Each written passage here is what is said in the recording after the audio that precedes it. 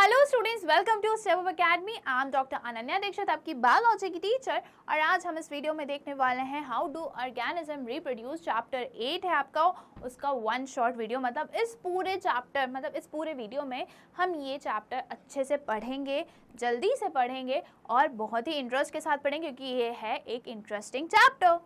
Okay, तो सबसे पहले तो हम जान लेते हैं कि रिप्रोडक्शन क्या होता है। Reproduction is the ability of living organism to produce living being similar to themselves. Reproduction ability होती है लिविंग ऑर्गेनिज्म की। जो भी लिविंग ऑर्गेनिज्म है वो अपने जैसे यंग वंस प्रोड्यूस कर सकते हैं, उसको हम बोलते हैं reproduction. Okay, nucleus of the cells contains DNA which is the genetic material.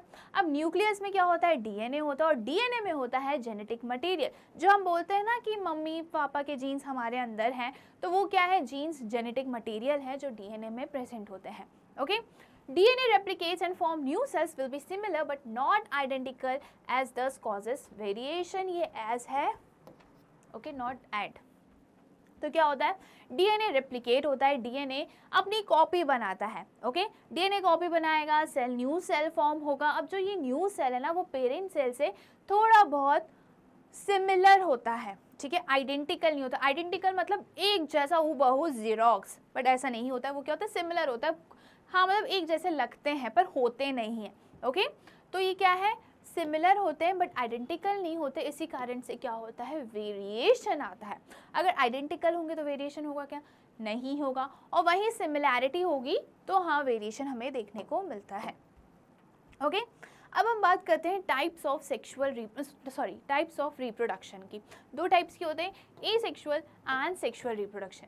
When offspring is produced by a single parent with or without the involvement of gamete formation, ये गलत है, ये नहीं है। इसमें गैमीट्स इन्वॉल्व होते ही नहीं है, गैमीट्स फॉर्मेशन होता ही नहीं है। ओके, सिंगल पेरेंट होता है without the involvement of, okay, with नहीं आएगा, without the involvement of gametes formation.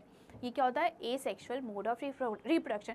इसमें क्या होता है, सिंगल पेरेंट इन्वॉल्व होता है, गैमीट्स का फॉर्मेशन नहीं होता है, गैमीट्स इन्वॉल्व नहीं होते हैं, जाइगोट नहीं बनता है, फर्टिलाइजेशन नहीं होता है। ओके, वहीं जो सेक्सुअल रिप्रोडक्शन होते हैं, when two parents of opposite sex, okay, participate in reproductive process and also involve the fusion of male and female gametes। जब opposite gender, opposite sex, एक male और एक female जब क्या होते हैं, reproductive process में participate करते हैं, तो उनके जो gametes होते हैं वो fuse होते हैं, fertilization होता है and zygote का formation होता है। zygote क्या होता है, a new cell, अ लिखा है तो मतलब ये क्या है, सिंगल सेल है। ओके, जब मेल गैमीट्स और फीमेल गैमीट्स आपस में फ्यूज हो जाते हैं तो एक नया सेल बनता है जिसको हम जाइगोट बोलते हैं।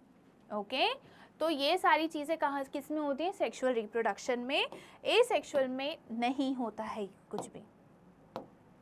ओके, तो हम एक और चीज़ देख लेते हैं कि इम्पोर्टेंस ऑफ वेरिएशन क्यों है, वेरिएशन का क्यों इम्पोर्टेंट है, क्यों ज़रूरी है variation.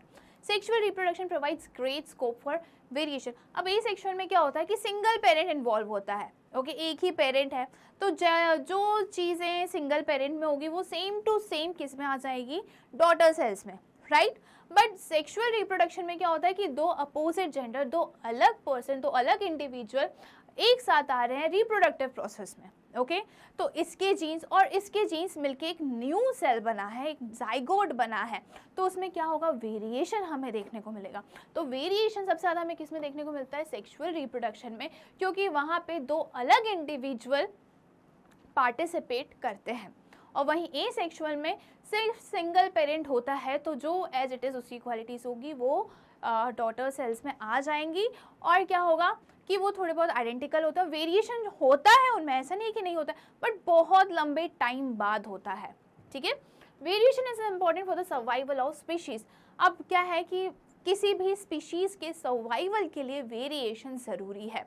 Variation helps a species to adapt to different environmental changes. अब क्या होता है कि कोई भी अगर इन्वायरमेंटल चेंजेस हो गए, ठीक है, अगर किसी स्पीशीज़ में वो क्वालिटीज़ है कि वो इस एनवायरनमेंट में को अडेप्ट करके वो सर्वाइव कर सकता है, मतलब उसको ज़्यादा फर्क नहीं पड़ेगा, तो वो तो बच जाएगा। बाकी जो उसी पॉपुलेशन के, उसी स्पीशीज़ के जो बाकी लोग हैं, अगर उनमें ये क्वालिटी नहीं है कि वो इन्वायरमेंटल चेंजेस को अडाप्ट कर ले, तो वो क्या हो जाएंगे, वाइप आउट हो जाएंगे। इसलिए वेरिएशन जो है वो ज़रूरी है। ओके, अब एसेक्सुअल रिप्रोडक्शन की हम बात करते हैं, तो ये सबसे पहले हम बात करते हैं फिशन की, ठीक है। एसेक्सुअल रिप्रोडक्शन के हम टाइप्स की बात करेंगे, कितने टाइप्स के होते हैं। तो सबसे पहला होता है fission. Many bacteria and protozoa split into 2 or more daughter cells during cell division, and each cell develops into a new organism. Thus, daughter cells are genetically identical to the parents. Okay, इसमें क्या लिखा है, कुछ bacterias और कुछ protozoa जो हैं वो सिंपली 2 सेल में डिवाइड हो जाते हैं, ठीक है, टूट जाते हैं, ब्रेक डाउन हो जाते हैं। अब ज़रूरी नहीं कि 2 में हो, ज़्यादा में भी हो सकते हैं, और उसको हम क्या बोलते हैं, फिशन। ओके, अब ये भी 2 टाइप के होते हैं, एक होता है बाइनरी फिशन और एक होता है multiple fission. No binary, binary fission and multiple fission. When a parent cell divide into 2 equal halves, जब एक पेरेंट सेल है वो 2 डॉटर सेल्स में स्प्लिट हो गया, that is known as binary fission. Multiple fission में होता है कि एक सेल है, एक पेरेंट सेल है, जो मल्टीपल डॉटर सेल्स में डिवाइड हुआ, स्प्लिट हुआ, that is known as multiple fission. Okay, parent cell divides to produce many identical new individual. जो 2 से ज़्यादा खूब सारे आइडेंटिकल न्यू सेल्स फॉर्म करते हैं, वो किस में आते हैं, मल्टीपल फिशन में। ओके, तो यहाँ पे क्या है, अमीबा है, ये पेरेंट सेल है, क्या हुआ, न्यूक्लियस पहले सेल इलोंगेट होगा, फिर न्यूक्लियस डिवाइड होगा। न्यूक्लियस जब एक बार डिवाइड हो जाता है तो उसके बाद साइटोप्लाज्म डिवाइड होता है, ठीक है, जो सेल के अंदर का फ्लूइड है वो डिवाइड होता है, और जैसे ही साइटोप्लाज्म डिवाइड होता है तो 2 न्यू डॉटर सेल्स फॉर्म हो जाते हैं, और ये क्या है, बाइनरी फिजन का एग्जाम्पल है। और मल्टीपल फिजन का एग्जाम्पल होता है प्लाज्मोडियम, ओके, मलेरियल पैरासाइट। अब हम बात करते हैं किसकी, फ्रेगमेंटेशन की। Okay, when organism on maturation break up into smaller fragments, each fragments develop into a new individual.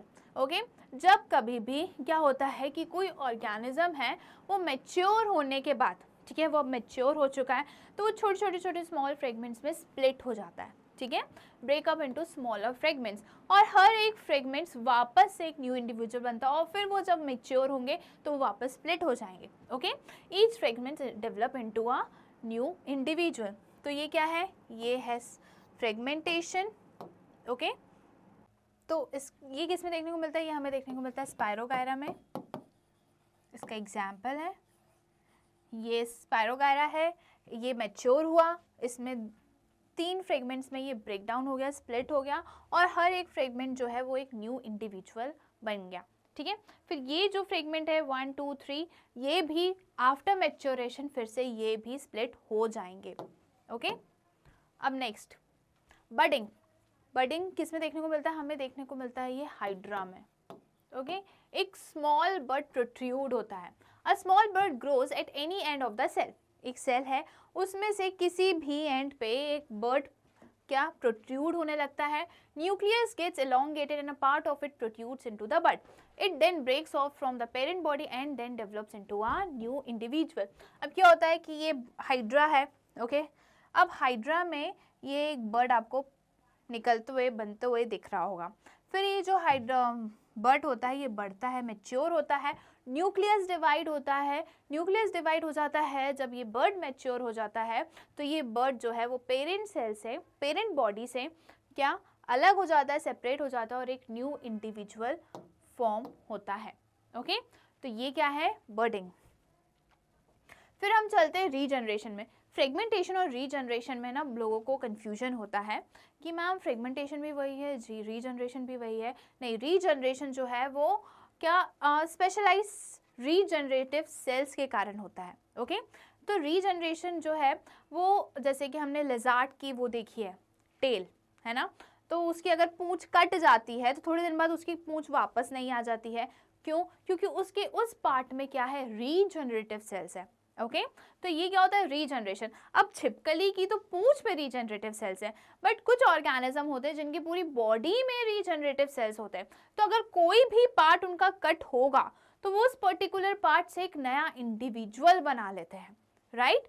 तो when an organism can redevelop into a new organism when any of its part is lost or damaged. Okay अगर किसी organism का एक part cut गया है तो वो उस पर्टिकुलर पार्ट से एक पूरा की पूरा वो न्यू ऑर्गेनिज्म बना लेता है. ओके तो इसको हम क्या बोलते हैं, रीजनरेशन.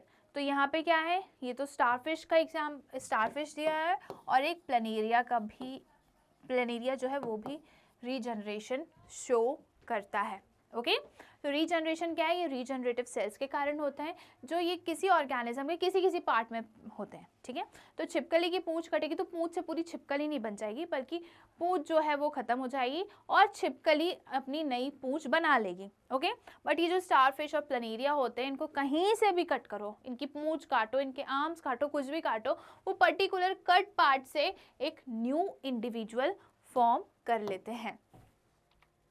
नेक्स्ट आता है spore formation. Spores are produce in spore bearing sac called sporangia.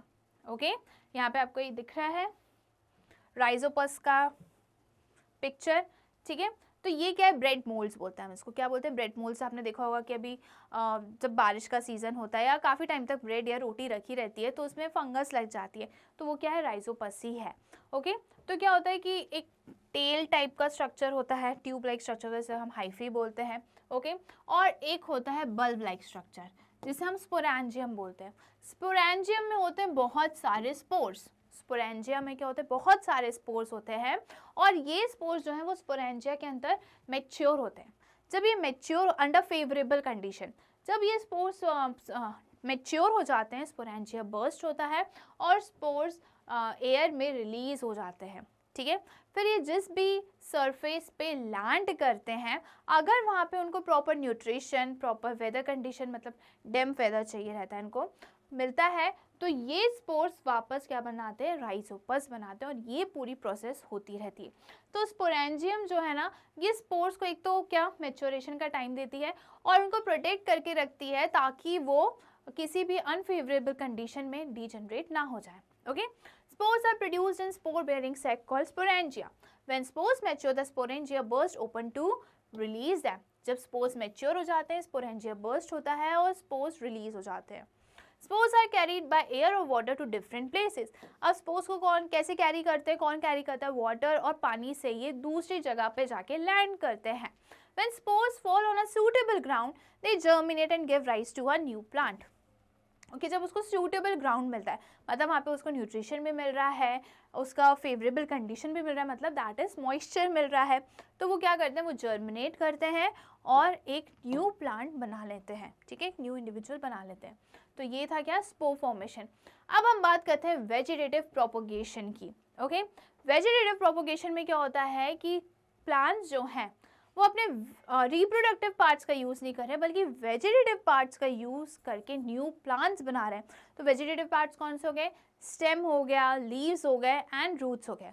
और वहीं रिप्रोडक्टिव पार्ट्स कौन से होता है, फ्लावर होते हैं. Okay several parts are capable of producing naturally through their roots, stems and leaves. Such type of reproduction is called vegetative propagation. Okay अब ये नेचुरल होते हैं एंड आर्टिफिशियल होते हैं. अब नेचुरल में कौन सा होता है, स्वीट पोटैटो होता है, ब्रायोफाइलम होता है और जिंजर होता है. ओके तो स्वीट पोटैटो जो है वो रूट्स से मिलता है हमें. ब्रायोफाइलम जो है वो कैसे वेजिटेटिव प्रोपोगेट करती है, वो लीव से करती है. अभी आपको ब्रायोफाइलम की लीव्स दिख रही है, तो ब्रायोफाइलम की लीव्स में ना नॉचेस पे, नॉचेस, तो ये वाला जो पार्ट होता है ना इसको हम नॉचेस बोलते हैं, जो कर्व पार्ट होता है दैट इज नॉचेस. नॉचेस में प्रेजेंट होते हैं क्या, बर्ड्स. ठीक है बर्ड्स डेवलप होने लगते हैं.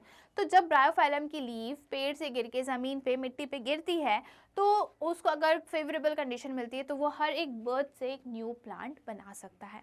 ओके तो वैसे ही जिंजर जो है वो किससे वेजिटेटिव प्रोपोगेट करता है, स्टेम से. ओके नाउ अब हम बात करते हैं वेजिटेटिव प्रोपोगेशन आर्टिफिशियल मेथड्स की. वो तो नेचुरल हो गया, अब हम आर्टिफिशियली कैसे कर सकते हैं वो देखते हैं. ओके तो stem cutting, this involves cutting a part of a stem and planting in the soil to allow the growth of roots and buds into shoots. Okay तो एग्जाम्पल क्या है, शुगर केन है, पियर है, चाइना रोज है। हम क्या करेंगे, किसी भी पेड़ का एक लकड़ी काट देंगे, स्टेम काट देंगे और उसको मिट्टी में गाड़ देंगे। तो मिट्टी में जब हम गाड़ देंगे तो उससे आप देखोगे कि थोड़े दिन बाद उससे रूट सिस्टम बन रहा है, शूट सिस्टम बन रहा है और एक न्यू प्लांट बन चुका है। तो ये क्या होता है, स्टेम कटिंग। देन आता है grafting. In grafting the stem और bud of best quality plant is combined to form a new plant. Okay, grafting में क्या होता है कि स्टेम या फिर बड, दो बेस्ट क्वालिटीज़ के हम प्लांट्स लेते हैं और उनको एक साथ जोड़ देते हैं। जैसे कि क्या हुआ, guava, Apple and mango. Grafting में क्या करते हैं कि दो स्टेम का पार्ट लेते हैं, ठीक है, ऐसे जोड़ देते हैं हम दो पार्ट्स को, दो प्लांट्स के पार्ट्स को, ठीक है।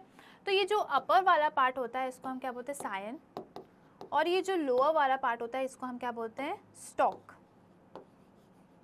ओके, तो बेस्ट क्वालिटी प्लांट्स को हम ऐसे अटैच कर देते हैं। एक पार्ट जो अबव वाला पार्ट होता है उसमें सायन, उसको हम सायन बोलते हैं, और जो नीचे वाला पार्ट होता है जो मिट्टी में जाता है जिसमें रूट्स प्रेजेंट होती हैं उसको हम क्या बोलते हैं, स्टॉक। ओके, तो ऐसे हम दो अलग प्लांट्स को रैप करके बांध के क्या एक नया प्लांट बनाते हैं। तो ये क्या बात हो गई ग्राफ्टिंग की। अब हम बात करते हैं लेयरिंग की। Layering in this the lower branch of a plant is bend and covered with soil. अब क्या करते हैं कि ये तो पिक्चर पता नहीं काहे की लगी है, ये प्लांट होता है, ओके, ये प्लांट है। अब इसकी बहुत सारी ब्रांचेस हैं, तो इसकी जो लोअर ब्रांच होगी ना उसको क्या करेंगे, उसको हम लेंगे और मिट्टी में ऐसे बेंड करके उगा देंगे, ठीक है। अब हमने क्या किया, इसको बेंड करा, मिट्टी में डाला और इसके ऊपर क्या भर दी, मिट्टी भर दी। ब्राउन कलर नहीं है, चलो मैं ब्लैक से दिखेगा नहीं, इससे बना देती हूँ, ठीक है। इसको हमने क्या करा, मिट्टी से इसको दबा दिया। ओके, तो ये वाली जो ब्रांच है जिसको हमने मिट्टी में दबाया है अंदर, वो थोड़े दिन बाद एक न्यू प्लांट फॉर्म करेगा। ओके, तो इसको हम क्या बोलते हैं, layering. Once new root starts developing on the branch, it is cut from the parent plant and allowed to grow as an individual. अब जैसे ही इसमें रूट्स बन जाएंगी तो वैसे ही इसको हम यहाँ से ऐसे कट कर देंगे और ये जो प्लांट है अभी क्या हो गया, एक नया इंडिविजुअल दूसरा प्लांट हो गया। ओके, समझ में आया। लेयरिंग में हम क्या करेंगे, एक प्लांट की ब्रांच को लेंगे, ब्रांच लेंगे हम जो पास होगी सॉइल के, उसको बेंड करेंगे, ज़मीन में डालेंगे, मिट्टी के अंदर डालेंगे और मिट्टी से उसको कवर कर देंगे।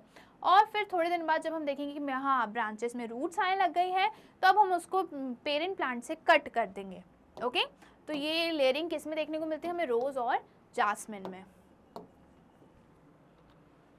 अब हम बात करते हैं सेक्सुअल रिप्रोडक्शन की। ये हमने अभी तक बात क्या करी, एसेक्सुअल की। अब सेक्सुअल रिप्रोडक्शन क्या होता है ये हम देख चुके हैं कि इसमें दो पेरेंट्स इन्वॉल्व होते हैं, गैमीट्स का फॉर्मेशन होता है, गैमीट्स का फ्यूजन होता है, फर्टिलाइजेशन होता है एंड जाइगोट फॉर्म होता है। Okay, sexual reproduction takes place by the combination of special reproductive cells called sex sales.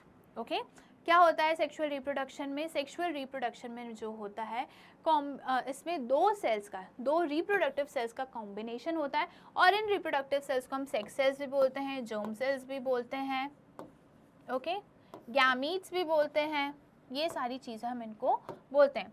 Sex cells are of two types, male and female. Germ cells, male germ cells, female germ cells, female gametes, male sex cells, female sex cells, सारी बातें एक ही है। The cells involved in sexual reproduction are called gametes. जो sexual reproduction में cells involve होते हैं उसको हम गैमीट्स बोलते हैं। Gametes are of two types, बता चुकी हूँ, male and female gametes. In sexual reproduction a male gametes fuses with a female gamete to form a new cell called zygote. Zygote, okay, तो this zygote then grows and develops into a new organism in due course of time. अब ये जो zygote है वो form हुआ है, new cell form हुआ है, ये टाइम में कुछ ड्यूरेशन में ये बड़ा होगा, मैच्योर होगा और एक न्यू इंडिविजुअल फॉर्म करेगा। ओके, ये बात हुई किसकी, सेक्सुअल रिप्रोडक्शन की। अब हम बात करते हैं sexual reproduction in flowering plants. Okay, flowers में, प्लांट्स में कैसे सेक्सुअल रिप्रोडक्शन होता है उसके बारे में हम देखने वाले हैं। Flowering plants are generally angiosperm. अब जितने भी आपको पेड़ दिखते हैं जिनमें आपको फ्लावर्स दिखते हैं वो कौन सी कैटेगरी में आते हैं, किस में आते हैं, वो एंजियोस्पर्म में आते हैं। Okay, they bear the reproductive parts within the flower and their seeds are enclosed in a fruit. ये क्या बात हो रही है यहाँ पे ये बात हो रही है कि जो फ्लावर्स होते हैं उनके पास क्या होते हैं, रिप्रोडक्टिव पार्ट्स होते हैं, वो उनके पास रिप्रोडक्टिव पार्ट्स होते हैं और उनके पास क्या होते हैं, सीड्स होते हैं जो फ्रूट्स के अंदर मिलते हैं। हमने देखा है कि फ्रूट्स के अंदर हमें क्या मिलता है, सीड्स मिलते हैं। Okay, most plants have both male and female reproductive organs in the same flower and are known as bisexual flower. Example lily, rose, hibiscus, mustard, etc. अब कुछ plants होते हैं जिनके फ्लावर्स, कुछ प्लांट्स के फ्लावर्स ऐसे होते हैं जो बायसेक्सुअल होते हैं। बायसेक्सुअल मतलब उन फ्लावर्स में दोनों मेल के भी और फीमेल के भी दोनों के रिप्रोडक्टिव पार्ट्स प्रेजेंट हैं। और वहीं जो यूनिसेक्सुअल फ्लावर्स होते हैं उनमें या तो मेल रिप्रोडक्टिव पार्ट्स हैं या फिर फीमेल रिप्रोडक्टिव पार्ट्स हैं। Okay, while others have either male or female reproductive parts in a flower known as unisexual flowers. Okay, example papaya and watermelon. क्या example है papaya और watermelon? A flower comprises of 4 main parts. A flower के 4 main parts होते हैं, कौन कौन से? Sepals, petals, stamens and carpels. Stamen and carpels are the reproductive part of a flower. क्या ये जो स्टेमन है और ये जो कार्पल है ये क्या है, रिप्रोडक्टिव पार्ट्स हैं प्लांट्स का। ओके, तो ये आपको फूल बोल रही हूँ मैं, फ्लावर का स्ट्रक्चर दिख रहा है। ओके, तो ये जो स्टेमन है ये क्या है, मेल रिप्रोडक्टिव पार्ट है। इसमें आता है एंथर और फिलामेंट, ये आपको दिख रहा है anther and filament, tube like structure होता है। एंथर जो होता है वो क्या करता है, वो पोलन ग्रेन्स प्रोड्यूस करते हैं, स्टोर करके रखते हैं। ओके, और फिलामेंट जो है वो एंथर को सपोर्ट देते हैं। अब ये आता है पिस्टिल। पिस्टिल को हम बोलते हैं फीमेल रिप्रोडक्टिव पार्ट भी बोलते हैं और कार्पल भी बोलते हैं। इनमें 3 पार्ट्स होते हैं, stigma, style and ovary. Stigma जो है ये अपर पोर्शन होता है, इसमें पोलन ग्रेन्स, एंथर से पोलन ग्रेन्स स्टिग्मा पे आके अटैच्ड हो जाते हैं। ओके, फिर स्टाइल है, ट्यूब लाइक स्ट्रक्चर है। फिर आता है ओवरी। ओवरी में मल्टीपल ओव्यूल्स प्रेजेंट होते हैं। क्या होते हैं, काफ़ी सारे ओव्यूल्स प्रेजेंट होते हैं और ओव्यूल्स में प्रेजेंट होते हैं फीमेल जर्म सेल्स। ओके, अब यहाँ पे जो पोलन ग्रेन्स था एंथर में, पोलन ग्रेन्स में क्या प्रेजेंट होता है, पोलन ग्रेन्स में प्रेजेंट होते हैं mail germ sales. Okay, petals, this is a bright colored part that attracts bees, insects and birds. Colors of petals varies from plant to plant. Some are bright while some are pale colored. Thus petals help us to differentiate one flower from another. Petals जो आप पंखुड़ियाँ बोलते हो ना, सुंदर सुंदर पंखुड़ियाँ, गुलाब की पंखुड़ियाँ, वो पेटल्स होती हैं। पेटल्स इतनी खूबसूरत होती हैं, किसी किसी में स्मेल भी आती है। तो ये सारी चीज़ें इसलिए होती है ताकि वो इंसेक्ट्स को अट्रैक्ट कर सके, और अट्रैक्ट इसलिए करना होता है ताकि पॉलिनेशन हो सके। ओके, फिर बात आती है sepals. Sepal is the green coloured part beneath the petals to protect rising buds. Some flowers have fused petal sepals while a few have separated petals and sepals. ये जो हमने इसके पहले पिक्चर देखी थी, ये आपको दिख रहा है, हर फ्लावर के नीचे आपको ग्रीन टाइप का पार्ट दिखेगा। ओके, जो फ्लावर को सपोर्ट देता है और उसको हम क्या बोलते हैं, सेपल बोलते हैं। क्या बोलते हैं हम, sepal. Stamen, it is a male reproductive part of the flower. A single flower may have number of stamens in it.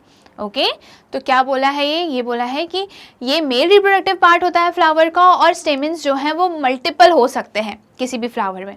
फिर बात करते हैं स्टेमन के अंदर क्या आता है, मेल रिप्रोडक्टिव पार्ट है एंथर और filament. Anther, it is a bilobed structure containing 2 pollen sacs present at tip of stamen. These produce and stores pollen grains that are yellowish in color.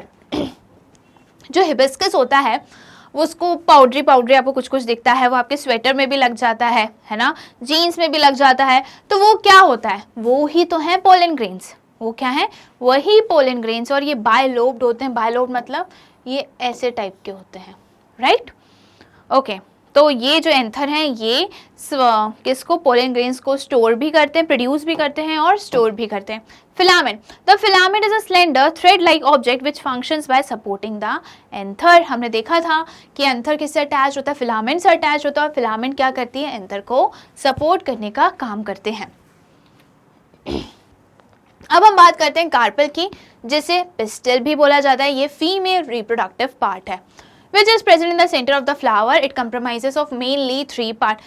ये जो कार्पल है, ये जो pistol है, female reproductive part है, ये flower के middle portion में प्रेजेंट होता है और इनके 3 पार्ट्स होते हैं, हम देख चुके हैं, stigma, style and ovary. Stigma is the terminal part of carpel which may be sticky. कैसी होती है? स्टिकी होती है, तभी तो पोलन ग्रेन्स आगे इसमें अटैच हो जाते हैं। Okay, it helps in receiving the pollen grains during pollination. Pollination के टाइम पे ये जो स्टिग्मा है, यही पोलन ग्रेन्स रिसीव करती हैं। पोलन ग्रेन्स यहीं पे आके अटैच हो जाते हैं, क्योंकि ये कैसी होती है? स्टिकी होती है। Style. It is the middle elongated part of carpel. It helps in the attachment of stigma to the ovary. Style जो है वो elongated tube-like part होता है, वो क्या करता है? वो स्टिग्मा को ओवरी से कनेक्ट करने का, अटैच करने का काम करती है।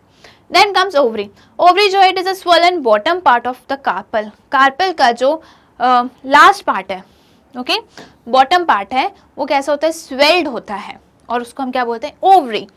It contains many ovules having an egg cell.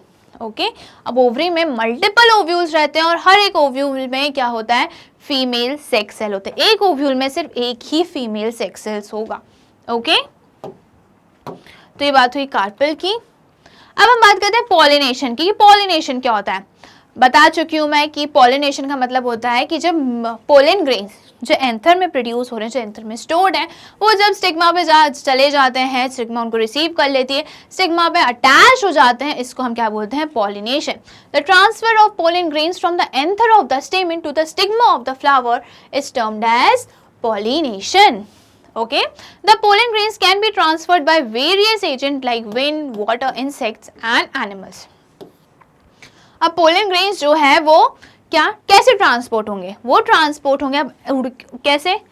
Wind से उड़ के पहुंच जाएंगे, पानी से, इंसेक्ट से एंड एनिमल से। ये एजेंट्स होते हैं। ओके, पॉलिनेटिंग एजेंट्स होते हैं ये। Pollination usually occurs in 2 ways। अब 2 टाइप के पॉलिनेशन होते हैं, एक होता है सेल्फ पॉलिनेशन और एक होता है क्रॉस पॉलिनेशन। इसमें ना कंफ्यूजन होता है कि मैम प्लांट सेम होता है कि फ्लावर सेम होता है, तो इसमें कंफ्यूज होने की बात नहीं है।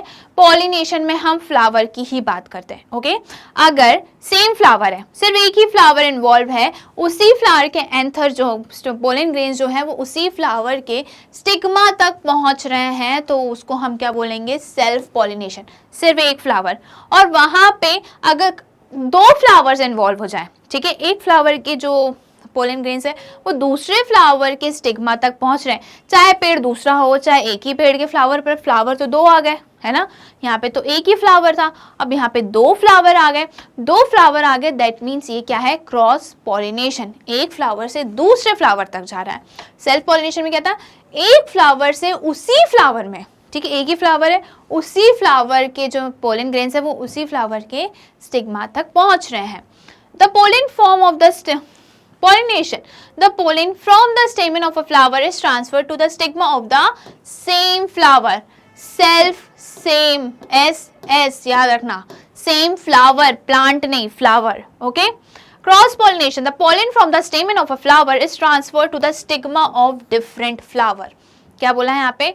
जो पोलन एक फ्लावर, पोलन ग्रेन्स एक फ्लावर से दूसरे फ्लावर के स्टिग्मा तक पहुंच रहा है, उसको हम क्या बोलेंगे? Cross pollination. यहाँ पे 2 फ्लावर हैं, है ना, तो ये कौन सा पॉलिनेशन हुआ? ये हुआ क्रॉस पॉलिनेशन। नाउ नेक्स्ट क्या है? Not question, topic, fertilisation. Fertilisation का मतलब क्या होता है? जब मेल गैमीट्स और फीमेल गैमीट्स आपस में फ्यूज हो जाते हैं और न्यू सेल फॉर्म करते हैं, जिसको हम क्या बोलते हैं? जाइगोट, उसको हम बोलते हैं fertilisation. It is the process of fusion of male germ cells with the female gametes। दोनों बात एक ही है। आप मेल सेक्स सेल्स लिखो, मेल गैमीट्स लिखो, या फीमेल गैमीट्स भी लिखो, फीमेल जर्म सेल्स लिखो, फीमेल सेक्स सेल्स लिखो, एक ही बात है। Okay, it gives rise to zygote. Male germ cells जब फीमेल जर्म सेल से फ्यूज हो जाते हैं तो क्या फॉर्म करते हैं? एक न्यू सेल फॉर्म करते हैं और उसको हम क्या बोलते हैं? जाइगोट। The zygote divides. अब ये जो जाइगोट है ना, सेल डिवीजन करेगा, बहुत मतलब करता रहेगा और क्या बनाएगा? Embryo with in the ovule. एक क्वेश्चन पूछा जाता है कि क्या पूछा जाता है? ओव्यूल से रिलेटेड, हाँ, कि फर्टिलाइजेशन कहाँ होता है फ्लावर में, तो आप क्या बताओगे, ओवरी में होता है? नहीं, ओव्यूल में होता है। ओके, फर्टिलाइजेशन कहाँ होता है? ओव्यूल में, क्योंकि ओव्यूल में ही फीमेल जर्म सेल्स हैं। तो मेल जर्म सेल्स कहाँ जाएंगे? ओव्यूल में जाएंगे, जहाँ पे फीमेल जर्म सेल्स हैं। ओके, तो जाइगोट फॉर्म हुआ कहाँ पे? ओव्यूल में। फर्टिलाइजेशन कहाँ हुआ? ओव्यूल में। तो जाइगोट जो है वो बहुत बार सेल डिवीजन करेगा और क्या बनाएगा? एम्ब्रियो बनाएगा, right? This ovule then develops a tough coat and gets converted into a seed. Okay, अब ये जो ओव्यूल है ये अपने आजू बाजू एक टफ कोट, ठीक है, एक स्ट्रॉन्ग और क्या बोलना चाहिए, जो टूट ना सके ऐसा कोट वो अपने आजू बाजू बना लेता है और ओव्यूल कन्वर्ट हो जाता है किसमें? सीड में। अब ये जो ओवरी है ना, ओवरी जो है वो कन्वर्ट हो जाती है किसमें? फ्रूट्स में। ये भी क्वेश्चन पूछा जाता है, इंपॉर्टेंट है। ओके, ओव्यूल किसमें कन्वर्ट होता है? सीड में। तो जो हम बीज खाते हैं ना, बीज खाते नहीं, हम फेंक देते हैं, तो वो किस में होता है? वो क्या होता है? वो ओव्यूल्स होते हैं। और जो फ्रूट है वो क्या है? ओवरी है। Okay, the ovary rapidly grows and ripens as fruit, not fruity, fruit. Okay, तो ओवरी जो है वो बढ़ती है और क्या बन जाती है? फ्रूट में कन्वर्ट हो जाती है। The seed contains the future embryo that develops into a seedling under suitable condition. This process is known as germination. Okay, तो सीड के पास क्या होता है? फ्यूचर एम्ब्रियो होता है और वो अगर उनको अप्रोप्रिएट कंडीशन मिलते हैं तो सीड जो है वो जर्मिनेट हो जाता है। जर्मिनेट मतलब कि उससे बेबी प्लांट्स निकलने लगते हैं, उसमें रूट और शूट सिस्टम बन जाता है। ओके, तो उसको हम बोलते हैं germination.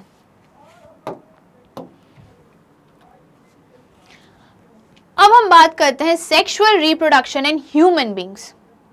Human beings reproduce by sexual reproduction, पता ही है।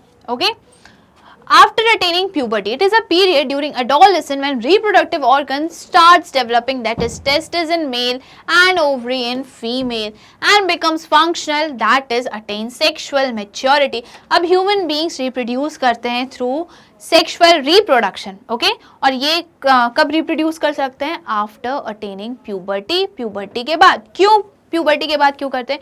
कि जो ये प्यूबर्टी है, ये जो एडोलेसेंस वाला टाइम है, यहाँ पे मेल्स में जो टेस्टिस होते हैं और फीमेल में जो ओवरी होती हैं वो कैसी हो जाती है? फंक्शनल हो जाती हैं, वो काम करना शुरू कर देती हैं और सेक्सुअल मैच्योरिटी आने लगती है। ओके, तो क्या काम करती हैं टेस्टिस और ओवरी, वो हम देखेंगे थोड़ी देर में। तो प्यूबर्टी क्या है? It is the period during which the reproductive system matures in boys and girls. Okay, तो जो रिप्रोडक्टिव सिस्टम है वो कैसे हो जाते हैं? मैच्योर हो जाते हैं, किन में? मेल्स और फीमेल्स में, बॉयज एंड गर्ल्स में। In girls puberty begins at the age of 11 years, in boys it begins at the age of 12 to 14 years. Puberty continues till the age of 18 years. Okay, तो girls में puberty कब start हो जाती है? 11 साल में। Boys में 12 से 14 साल तक चलती है और प्यूबर्टी जो है ये 18 साल तक तो चलती ही रहती है, मतलब चेंजेस डेवलपमेंट होते ही रहते हैं। Changes which occur at the time of puberty. अब प्यूबर्टी के टाइम पे क्या चेंजेस आते हैं वो हमें बताना है। यहाँ पे ये जो पिक्चर है ये गलत लगी हुई है, इसको मत देखिए। ओके, तो चेंजेस क्या होते हैं? Testis mature and start producing sperm. Testis जो है वो क्या प्रोड्यूस करने लगते हैं? स्पर्म का प्रोडक्शन स्टार्ट कर देते हैं और वो हार्मोन बनाते हैं। कौन सा? Testosterone, male sex hormone.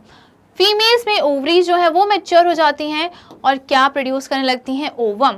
The menstrual cycle begins, ठीक है, फीमेल में ओवरी मैच्योर हो जाती है, वो ओवम रिलीज करने लगती हैं और मेंस्ट्रुअल साइकिल स्टार्ट हो जाता है। और जब स्टार्ट होता है तो उसको हम क्या बोलते हैं? मेनआर्की।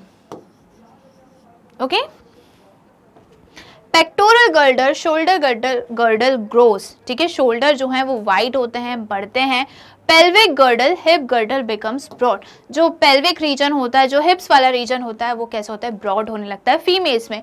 Hair growth in the pubic region, hair growth in the pubic region, दोनों में हेयर ग्रोथ दिखती है कहाँ पे? प्यूबिक रीजन में। Okay, the skin in the pubic region becomes darker. Boys में क्या होता है? जो प्यूबिक रीजन की जो स्किन है वो कैसी हो जाती है? और डार्क हो जाती है। फीमेल्स में भी, गर्ल्स में भी यही होता है। Development of moustache and beard, enlargement of breast. Okay लड़कों में दाढ़ी मूछें आने लगती हैं और लड़कियों के गर्ल्स में क्या होता है कि ब्रेस्ट जो है वो एनलार्ज होने लगते हैं। Development of deep voice, boys की वॉइस कैसी होती है, डीप हो जाती है, द वॉइस बिकम श्रिल, और लड़कियों की वॉइस कैसी होती है, श्रिल हो जाती है। अगेन ये गलत पिक्चर है। ओके अब हम बात करेंगे मेल रिप्रोडक्टिव सिस्टम की, मेल रिप्रोडक्टिव पार्ट्स की। The male reproductive system consist of different parts, they produce the germ cells and deliver the germ cells to the site of fertilisation. Male reproductive part में जो organ है, ठीक है, जो system है, उनमें अलग अलग पार्ट्स होते हैं। एक पार्ट होता है जहाँ पे जर्म सेल्स का प्रोडक्शन होता है, फिर उनका ट्रांसपोर्टेशन होता है दूसरे पार्ट से, और तीसरे पार्ट से वो कहाँ जाता है, एट द साइट ऑफ जहाँ पे फर्टिलाइजेशन होता है, वो वहाँ पे उन जर्म सेल्स को डिलीवर करते हैं। ओके तो ऐसे 3 पार्ट्स होते हैं। टेस्टिस, टेस्टिस क्या होता है, paired oval shaped male sex organ consist of seminiferous tubules where the sperms are produced. ये कैसे होते हैं, पेयर्ड होते हैं, ओवल शेप्ड के होते हैं, मेल सेक्स ऑर्गन तो है ही, और क्या होता है इनके पास, सेमिनिफेरस ट्यूब्यूल्स होता है जहाँ पे स्पर्म का प्रोडक्शन होता है। टेस्टिस क्या करते हैं, स्पर्म प्रोडक्शन करते हैं और टेस्टोस्टेरोन प्रोड्यूस करते हैं। टेस्टोस्टेरोन मतलब मेल सेक्स हार्मोन। जो भी चेंजेस मेल्स में ड्यूरिंग प्यूबर्टी हमें देखने को मिलते हैं, जैसे बियर्ड हो जाते हैं, क्या दाढ़ी मूछें आने लगती हैं, शोल्डर चेस्ट वाइड होने लगते हैं, तो वो सारे चेंजेस क्यों आते हैं, इसी हार्मोन टेस्टोस्टेरोन के कारण। Produce a male sex hormones called testosterone which bring about changes in appearance of boys at the puberty. Okay puberty के टाइम पे जो चेंजेस आते हैं वो इन्हीं हार्मोन्स के कारण आते हैं। तो ये वाला जो पार्ट है ये क्या है, टेस्टिस है।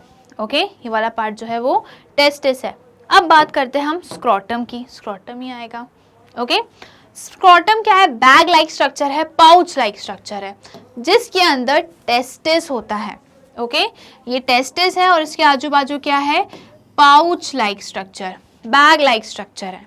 Okay present outside the abdominal cavity as sperms are formed here. This requires a lower temperature than the normal body temperature. अब ये जो स्क्रोटम में क्या है, टेस्टिस है, ये क्या होता है, बॉडी के बाहर लाई करता है, मेल बॉडी के ये बाहर लाई करता है। क्यों लाई करता है, क्योंकि टेस्टिस जो स्पर्म प्रोड्यूस कर रही हैं उनको ज़रूरत होती है किसकी, तो 2 या 3 डिग्री कम ज़रूरत होती है, बॉडी टेम्परेचर से 2 से 3 डिग्री उनको कम चाहिए रहता है ताकि वो स्पर्म का प्रोडक्शन कर सके। तो ये जो स्क्रोटम है ना, ये टेम्परेचर मेंटेन करके रखता है ताकि टेस्टिस स्पर्म का प्रोडक्शन अच्छे से कर सके। ओके फिर आता है vas deferens, tube like structure which connects testis to the urethra in order to allow the passage of semen. Okay तो ये क्या है, वास्ट डिफरेंस क्या है, ट्यूब लाइक स्ट्रक्चर है जो किसको कनेक्ट करता है, टेस्टिस को यूरेथ्रा से कनेक्ट करता है। यूरेथ्रा जो है, मेल यूरेथ्रा जो है वो कॉमन पैसेज होता है, किसका, सीमन का भी और यूरिन का भी, ठीक है, in order to allow the passage of semen. यहाँ पे आपको दिख रहा है ये ट्यूब लाइक स्ट्रक्चर है, ये क्या है, वास्ट डिफरेंस है। ओके और ये वाला पार्ट कौन सा है, सॉरी, और ये वाला पार्ट कौन सा है, यूरेथ्रा वाला पार्ट है। ओके तो यूरेथ्रा जो है वो कॉमन पैसेज होता है, किस लिए, यूरिन के लिए भी और सीमन के ट्रांसपोर्टेशन के लिए भी। Now urethra common passage for both the sperm and urine, it never carried both of the at the same time. ठीक है, कॉमन पैसेज है, क्या, स्पर्म भी कैरी करता है और यूरिन भी कैरी करता है, राइट, बट दोनों को एक साथ कभी कैरी नहीं करता। ठीक है, दोनों को एक साथ कभी कैरी नहीं करता। Secrete seminal fluid and nutrients, sorry यहाँ पे ये जो चीज़ है ये थोड़े अलग है, कौन न्यूट्रिएंट्स सिक्रीट करते हैं, यहाँ पे आपको दिख रहा है प्रोस्टेट ग्लैंड, राइट, और यहाँ पे आपको दिख रहा है सेमाइनल वेसिकल, है ना, तो ये ग्लैंड्स है। तो ये जो ग्लैंड्स है ना, ये क्या करते हैं, वास्ट डिफरेंस में क्या सिक्रीट करते हैं, फ्लूइड सिक्रीट करते हैं जिसे हम सेमाइनल फ्लूइड बोलते हैं, और न्यूट्रिएंट्स प्रोवाइड करते हैं, स्पर्म को नरिश करते हैं, स्पर्म को न्यूट्रिएंट्स प्रोवाइड करते हैं ताकि वो ईजिली ट्रांसपोर्ट हो सके। कौन, सेमाइनल वेसिकल और prostate glands. Okay, fluid and nutrients combine with sperm to form semen. Milky viscous fluid contains fructose, protein and other chemical for nourishing and stimulating sperm. Prostate gland और seminal vesicle की बात कर रहे हैं हम, तो क्या लिखा है यहाँ पे कि फ्लूइड और न्यूट्रिएंट्स ये ऐड करते हैं जिसको हम सीमेन बोलते हैं। स्पर्म जो है वो combine with sperm to form semen, ठीक है। ये फ्लूइड और न्यूट्रिएंट्स जो है वो स्पर्म से कंबाइन हो जाते हैं जिसके कारण सीमेन फॉर्म होता है। फिर ये कैसा होता है, मिल्की होता है, विस्कस होता है और इनमें फ्रक्टोज होते हैं, प्रोटीन्स होते हैं और कुछ अलग केमिकल्स होते हैं जो स्पर्म को की ज़रूरत होती है, जो स्पर्म के लिए को नरिश करते हैं, right. Penis, external mail genital, ये गलत स्पेलिंग लिखिए, ऑर्गन, ओके ये क्या है, एक्सटर्नल मेल जेनाइटल ऑर्गन है। Transfer sperm into the vagina of the female during copulation, sexual intercourse के टाइम पे पेनिस जो है वही स्पर्म को डिलीवर करता है, कहाँ पे, वजाइना में। वजाइना किसका पार्ट है, फीमेल रिप्रोडक्टिव सिस्टम का पार्ट है, okay. Sperms, tiny and motile bodies that use their long tail to move through the female reproductive tract. Okay, sperm क्या होते हैं, tiny होते हैं, छोटे होते हैं, motile होते हैं, मतलब ट्रैवल कर सकते हैं, ठीक है। जैसे sperm cells क्या है, ये germ cells हैं, मेल germ cells हैं। वहीं फीमेल में germ cells क्या होता है, फीमेल में जर्म सेल्स होते हैं ओवम। ओवम जो होते हैं वो नॉन मेटाइल रहते हैं, मतलब वो अपनी जहाँ पे वो रिलीज हुए हैं वो वहीं रहेंगे, वो ट्रैवल नहीं करेंगे, वो ट्रांसपोर्ट नहीं होंगे।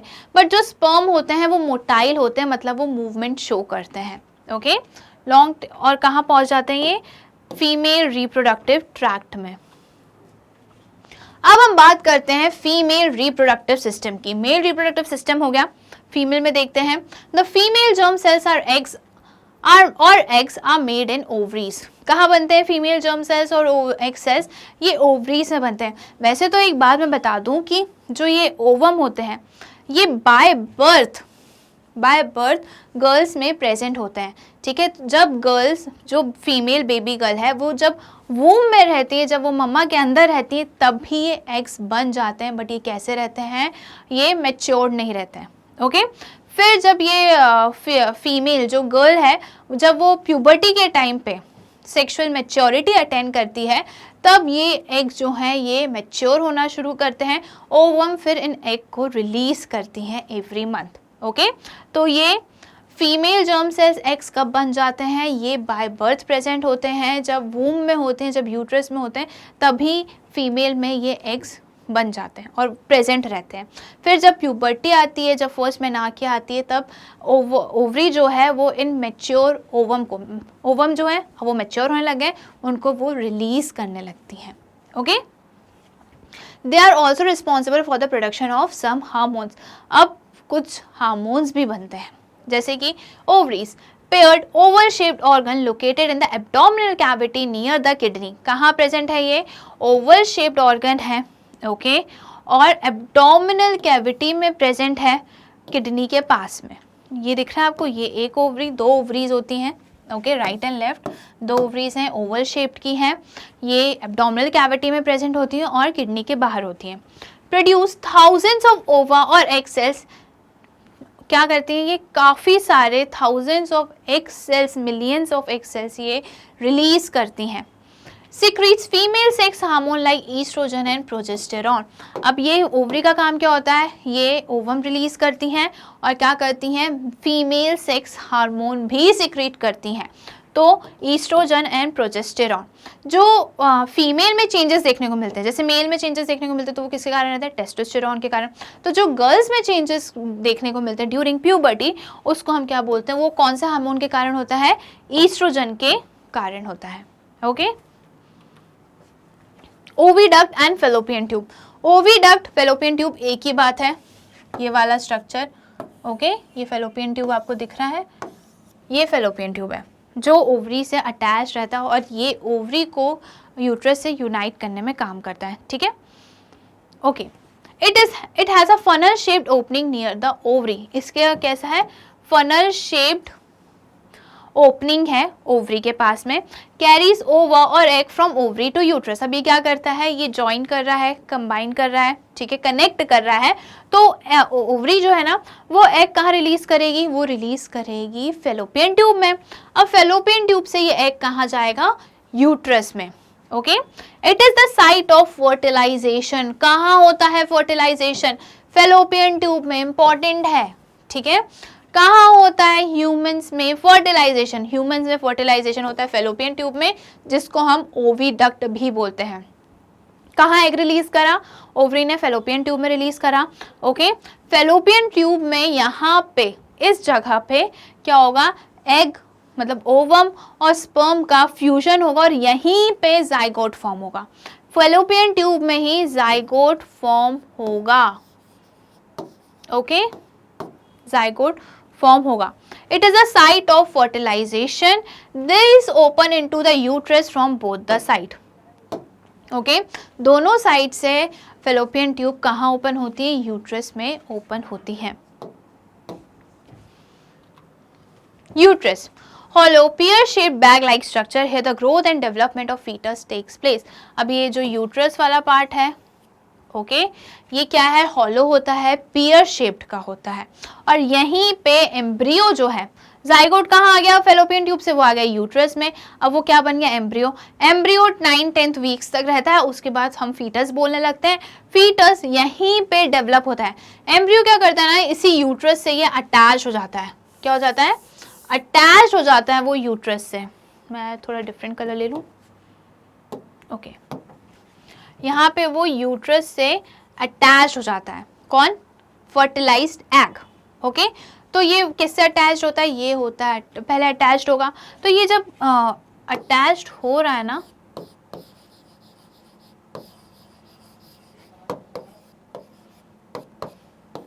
जब फर्टिलाइज एग एम्ब्रियो जब यूट्रस में जाके अटैच हो रहे हैं, एम्बेडेड हो रहे हैं, तो उस प्रोसेस को हम क्या बोलते हैं? इम्प्लांटेशन। ओके, जब ओव्यूलेशन हो रहा है, मतलब जब ओवरी एग रिलीज कर रही है, ओवम रिलीज करती है, तो उसको हम क्या बोलते हैं? ओव्यूलेशन। क्या बोलते हैं हम? Ovulation. Okay, here the growth and development of fetus takes place. Now cervix, it is the lower and the narrower portion of uterus which opens into the vagina. ये क्या है? लोअर पोर्शन है, narrower portion है। Okay, जो कहाँ open होता है? Vagina में ओपन होता है। यूट्रस और वजाइना को कौन कनेक्ट करता है? Cervix. Okay, vagina receives the sperm from the male partner, serve as the birth canal. Vagina को हम बर्थ कैनाल भी बोलते हैं, और ये क्या करती है? ये स्पर्म रिसीव करती हैं मेल पार्टनर से। ओके, ये हमने मेल रिप्रोडक्टिव पार्ट में भी देखा है, सिस्टम में भी पढ़ा है। ओके, तो मुझे यहाँ पे क्या बताना था कि यहाँ पे जो फीटस डेवलप हो गया, जब फीटस मेच्योर हो जाता है, फुली मेच्योर हो जाता है 9 मंथ्स बाद, तो वो इसी वजाइना जो है ये वाला पार्ट, जिसको हम बर्थ कैनाल बोलते हैं, इसी के थ्रू वो फीमेल बॉडी से एक्सपेल आउट होते हैं, बाहर आते हैं। ओके, तो ये बात हुई किसकी? फीमेल रिप्रोडक्टिव सिस्टम की। Menstruation. If the egg is not fertilized, it lives for about 1 day. The lining of uterus slowly breaks and comes out through the vagina as blood and mucus. This cycle takes place roughly every month and is known as menstruation. It usually lasts about 2 to 5 days. Okay, 2 to 8 days. अब क्या होता है कि मैंने क्या बताया कि egg fertilize हो गया। सपोज पहले हम बात करते हैं कि अगर एग फर्टिलाइज हो गया तो क्या होता है? नहीं, ये भी छोड़ो, उससे पहले हम बात करते हैं कि जब अपने आप को जो यूट्रस है वो कैसे प्रिपेयर करता है। तो सबसे पहले क्या होता है ना कि ओवरी तो एग रिलीज कर ही रही है। ओके, यूट्रस जो है वो इसकी जो ये लाइनिंग होती है ना, इनर लाइनिंग, इसकी जो यूट्रस की इनर लाइनिंग होती है ना, वो क्या करती है? उसको थिक बनाती है। ठीक है, ये जो इनर लाइनिंग है ना, इसको ये थिक बनाती हैं, स्पॉन्जी बनाती हैं, और यहाँ पे बहुत सारी ब्लड वेसल्स ना बहुत सारी हो जाती हैं। ठीक है, रिच ब्लड सप्लाई होता है। कैसे होता है? जो इनर लाइनिंग होती है यूट्रस की वो थिक हो जाती है। एवरी मंथ यूट्रस अपने आप को प्रिपेयर करता है ताकि वो फर्टिलाइज्ड एग रिसीव करे और उसको प्रोटेक्शन कुशन प्रोवाइड करे। तो कैसे करता है? अपनी जो इनर लाइनिंग है वो उसको थिक बना लेता है, स्पॉन्जी बना लेता है, और ब्लड सप्लाईज बढ़ा देता है। Okay, every month. ये बात हुई किसकी? नॉर्मल साइकिल की। जब फर्टिलाइज्ड एग है क्या होता है चेंजेस? ओके, अब एग जो है वो फर्टिलाइज्ड हुआ ही नहीं। ओके, फर्टिलाइजेशन हुआ ही नहीं तो जो एग है उसको भी बाहर आना है। अब ये जो यूट्रस की इनर लाइनिंग है, जो थिक इनर लाइनिंग है, इसकी भी ज़रूरत नहीं है। अब ये भी धीरे धीरे शेड ऑफ होने लगती है, मतलब ये भी धीरे धीरे निकलने लगती है। ओके, तो अनफर्टिलाइज्ड एग और ये जो यूट्रस की थिक लाइनिंग है वो in the form of blood and mucus, किसके फॉर्म में? ब्लड और म्यूकस के फॉर्म में थ्रू वजाइना बाहर आते हैं और इसको हम बोलते हैं क्या? मेंस्ट्रुएशन। इसको हम क्या बोलते हैं? मेंस्ट्रुएशन। ये एवरी मंथ होता है, ठीक है, एवरी मंथ होता है और कितने डेज लास्ट करता है ये? 2 to 8 डेज। अब हम बात करते हैं बर्थ कंट्रोल मेथड्स की। The prevention of pregnancy is called contraception और बर्थ कंट्रोल। ओके, प्रेगनेंसी रोकने के मेथड्स को हम क्या बोलते हैं? बर्थ कंट्रोल मेथड्स बोलते हैं या फिर कॉन्ट्रासेप्शन बोलते हैं, कॉन्ट्रासेप्टिव मेथड्स बोलते हैं। ये काफ़ी टाइप के होते हैं, वो भी हम देखेंगे। तो इसी टॉपिक के लिए, ठीक है, ये जो टॉपिक किसके अंदर आता है? ये आता है रिप्रोडक्टिव हेल्थ के अंदर। इसी के लिए ये चैप्टर पढ़ाया जाता है, क्योंकि हमें पता तो सब होता है बट हमें सही गलत नहीं पता होता है। ओके, कि सही क्या है गलत क्या है। हमें सब चीज़ के बारे में पता होता है पर सही गलत के बारे में नहीं पता होता है। तो इसलिए ये रिप्रोडक्टिव हेल्थ जो है वो टॉपिक पढ़ाया जाता है। इसमें बर्थ कंट्रोल के अलावा क्या क्या आता है? Population, sex ratio and female foeticide.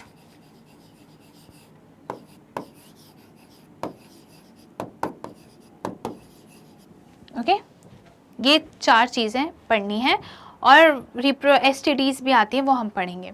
Okay, तो बर्थ कंट्रोल मेथड क्या होता है, क्या क्यों ज़रूरी है? देखिए, कोई भी sexual act, sexual intercourse can lead to pregnancy. Okay, और प्रेगनेंसी रोकने के लिए ये सारे बर्थ कंट्रोल्स मेथड हम देखने वाले हैं। The method use to prevent the occurrence of pregnancy are called contraceptive method. This can be barrier, hormonal और केमिकल और सर्जिकल। ओके, तो ये बर्थ कंट्रोल मेथड कैसे होते हैं? बैरियर भी हो सकते हैं, हार्मोनल भी हो सकते हैं, केमिकल भी हो सकते हैं और सर्जिकल भी हो सकते हैं। तो ये बात हुई बर्थ कंट्रोल मेथड्स की। बर्थ कंट्रोल मेथड अभी हम डिटेल में पढ़ेंगे, पर उससे पहले हम ये सारी चीज़ें देख लेते हैं क्या होता है। अब पॉपुलेशन क्या हो रहा है? इतनी आबादी बढ़ रही है इंडिया में, सब जगह पूरे दुनिया में इतनी आबादी बढ़ रही है। तो इस जो ये पॉपुलेशन है उसको कम करना, उसको मतलब मेंटेन रखना है, ठीक है। पॉपुलेशन बढ़ती जाएगी, हमारे पास तो लिमिटेड एरिया है ना, हमको उसमें सारा काम करना है, हमें उसे फार्मिंग भी करनी है, हमें डेवलपमेंट भी करना है, सब करना है। बट अगर पॉपुलेशन बढ़ती जाएगी तो स्टैंडर्ड ऑफ लिविंग नहीं बढ़ेगा, लोगों के रहने का स्तर नहीं बढ़ेगा। इसलिए ये क्या है, कंसर्न है काफ़ी सारे लोगों के लिए, हम लोग के लिए भी है ये। ओके, फिर आती है बात सेक्स रेशियो की। सेक्स रेशियो का मतलब होता है कि 1000 मेल्स में कितनी फीमेल्स हैं। किसी पर्टिकुलर एरिया में 1000 मेल्स हैं, उनमें कितनी फीमेल्स प्रेजेंट है, उसको हम क्या बोलते हैं? Sex ratio. फिर आता है फीमेल फीटसाइड। फीमेल मतलब पता है, फीटस का मतलब पता है, और साइड मतलब फीमेल फीटस को हम मार दे रहे हैं, that is known as female foeticide. कैसे करते हैं कि कोई प्रोसीजर होता है एमिनियोसेंटेसिस, उससे जेंडर पता कर लेते हैं, और हम अगर पता चल गया है कि गर्ल चाइल्ड है, फीमेल फीटस है, तो उसको अबॉर्ट करा लेते हैं। तो ये सारी चीज़ें आती हैं रिप्रोडक्टिव हेल्थ में, और ये सारी चीज़ें आपको पता होनी चाहिए, ठीक है। अब हम बात करते हैं बर्थ कंट्रोल मेथड्स की, कौन कौन से होते हैं। तो सबसे पहले आता है hormonal method. Various hormonal preparation comes in the form of tablets और pills commonly called contraceptive pills. Okay, काफ़ी सारे मेडिसिन आती हैं जो केमिकल से बनी होती है, जो हार्मोनल से बनी होती है, केमिकल भी बोलते हैं इसको, तो केमिकल से बनी होती है, और इनको हम क्या बोलते हैं? टैबलेट्स और पिल्स बोलते हैं। पिल्स के फॉर्म में ही आती हैं ये। तो इसको हार्मोनल क्यों बोलते हैं? क्योंकि ये हार्मोनल डिस्टर्बेंस क्रिएट करती है, ठीक है। हार्मोन्स को डिस्टर्ब कर देती है, उनमें चेंजेस ले आती है, इसलिए इसको हम क्या बोलते हैं? Hormonal method. ओके, ये कौन कंज्यूम करता है? ये फीमेल ज़्यादातर कंज्यूम करती हैं। फिर आता है barrier method. Okay, barrier method में आता है condoms, diaphragm and spermicidals are used. Condoms are used by males while diaphragm and spermicides are used by females. Okay, तो condoms जो है वो मेल फीमेल दोनों होते हैं, पर ज़्यादातर मेल जो है वो कॉन्डम्स यूज़ करते हैं। डायफ्राम और स्पर्मेसाइड्स कौन है, फीमेल यूज़ करते हैं। ओके, बैरियर मेथड जो होते हैं ना वो STD सेक्सुअली ट्रांसमिटेड डिसीज को भी प्रिवेंट करते हैं स्प्रेड होने से। ठीक है, क्या जो सेक्सुअली ट्रांसमिटेड डिसीजेस होती हैं, जो सेक्सुअल इंटरकोर्स के टाइम पे जो डिसीज ट्रांसफर हो रही है एक से दूसरे में, उसको प्रिवेंट कौन करता है, बैरियर मेथड को कौन प्रिवेंट करता है, बैरियर मेथड, क्योंकि इसमें डायरेक्ट कांटेक्ट नहीं होता है। फिर आता है intra uterine devices. IUDs such as lipids, loops, copper T are fitted in the uterus. They prevent fertilization. ये कहाँ प्लेस्ड होते हैं, इंट्रा यूटेराइन है, इंट्रा का मतलब होता है अंदर और यूट्रस है, तो यूट्रस में ये डिवाइसेस प्लेस्ड होते हैं जो प्रेगनेंसी को रोकते हैं, जो फर्टिलाइजेशन होने से रोकते हैं। ओके, फिर आता है surgical method. In females the fallopian tubes are ligated. Okay, this is called tubectomy. In males the vast differences are ligated. This is called vasectomy. Female में जो ट्यूब होती है उसको लाइगेट कर देते हैं और जो मेल्स में वास्ट डिफरेंस होती है उनको लाइगेट कर देते हैं। तो ये क्या हो गया, सर्जिकल मेथड हो गया। Okay, it is also induced abortion, it is also known as medical termination of pregnancy. इसको मेडिकल टर्मिनेशन ऑफ प्रेगनेंसी भी बोलते हैं, MTB शॉर्ट फॉर्म होता है इसका। If a women becomes pregnant and the couple is not willing to have a baby, then the option of induced abortion is chosen. Okay, अगर women pregnant हो गई है और जो कपल है उनको क्या प्रेगनेंसी नहीं चाहिए, बेबी नहीं चाहिए, तो वो ये ऑप्शन ऑप्ट कर सकते हैं। ओके, यहाँ पे जो है वो ख़त्म हो चुका है, बट मैं आपको STDs मुझे बताना था, सेक्सुअली ट्रांसमिटेड डिसीज़, ये मैंने आपको बता चुके हैं। अब ये दो टाइप के होते हैं। ओके, कितने टाइप के होते हैं, दो टाइप के, bacterial and viral diseases and bacterial diseases. Sexually transmitted diseases जो बैक्टीरिया के कारण हो रही है और जो वायरस के कारण हो रही है। ठीक है, बैक्टीरिया के कारण कौन सी होती है, गोनोरिया,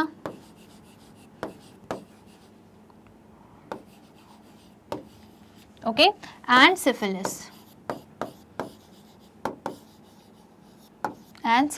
ओके। वायरस के कारण कौन सी होती है, HIV, एड्स और वॉट्स। बस इसमें यही इंपॉर्टेंट है, यही पूछा जाता है कि कौन कौन सी STDs होती हैं, बैक्टीरिया से कौन सी होती हैं, वायरस से कौन सी होती है। तो बैक्टीरिया से जो है वो गोनोरिया और सिफिलिस होती है, और viral diseases, viral sexually transmitted diseases कौन सी होती है, HIV, AIDS and warts. Okay, तो ये है हमारा क्या, how do organism reproduce. Chapter number आपका कौन सा है, 7 है आई थिंक, है ना। तो यहाँ पे होता है कंप्लीट।